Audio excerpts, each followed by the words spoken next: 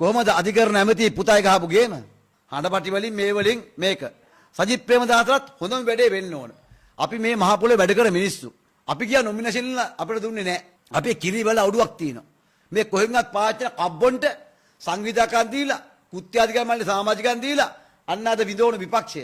විපක්ෂයට යම් ගැම්මක් එනකොට සජිත් ප්‍රේමදාසගේ මෝඩකම් හින්දා තපාස්කාර බිමට පතිත වෙනවා. කවුද ඔය චරිතලා කියන මොකුන්ද ඔය? මේ සිරසේ ලක්ෂ අර ප්‍රෝග්‍රෑම් එක මනි ඩ්‍රොප් කර ප්‍රෝග්‍රෑම් කරපෙව්. මොකුද ඔකෝ? ඔකුන් මේ රටේ මිනිස්සුනේ මොනවද කරලා තියෙන්නේ? යකෝ අපි කරලා තියෙන ඊට වඩා මම මේ රටේ කැන්ටින් මාගේ අපේ බ්‍රෑන්ඩ් එක කියලා දිනනවා. පාසල් කැන්ටින් වලට අද රටේ අවදාන ලක් කියලා අද ඒක ජනගත වෙලා අද ඒක නීතියකට ක්‍රියාත්මක වෙනවා. මම සතුටු ඒකට. චරිත තමයි සිංහල මොනවද කරලා තියෙන්නේ? අපි අහනවා. සජිත් ප්‍රේමදාසලා මහල්ලන් උඩු තියාගෙන ඉන්ටර්වල් වලට යවලා අරවට යවලා මේක කළා.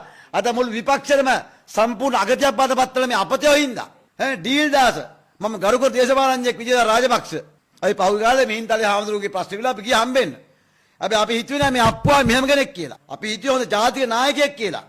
බලන් යනකොට මේගොල්ලෝ තමන්ගේ ඇමතිකම් භාවිතා කරලා තියන්නේ රටේ යහපතට නෙමෙයි තමන්ගේ යහපත වෙනුවෙන්.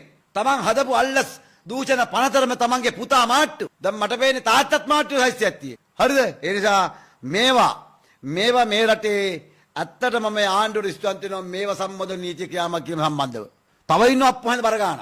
ඒ නිසා අල්ලස් දූෂකම සභාවට කියනවා මේක වගේම මහින්ද රාජපක්ෂගේ ආණ්ඩුවේ මහින්ද මහත්තයා වටේ හිටපු මේ අප්පුහමිලටත් වහාම දැඩි ඉක්මනින් මේ නීති ක්‍රියාත්මක කරන්න කියලා බලා ඉක්මන කරන නිසා ආණ්ඩුවට අල්ලස් කොමිසමට ස්තුතිවන්ත වෙනවා මේ ක්‍රියාමාර්ග අරගෙන මේ දේවල් හෙරිකිරීම සම්බන්ධව නැත්තම් චරිත් අබේසිංහල බුදු අප්පොච්චියෝ හිටියේ නිකන් මතු බුදු වෙන්න ඔන්න මෙන්න කියන් හිටියේ. සජිත් ප්‍රේමදාසලත් හරිම ලොකු හිටියේ. අපි නිකන් මොක්කුදයි වුණේ. ඒ නිසා අපි සජිත් ප්‍රේමදාසල කියනවා. ඔයා ගාවින කබ්බෝ. හරිද? ඔයා ගාවින කබ්බොන්ට වඩා දෙයක් මේ රට අපි කරලා තියෙනවා.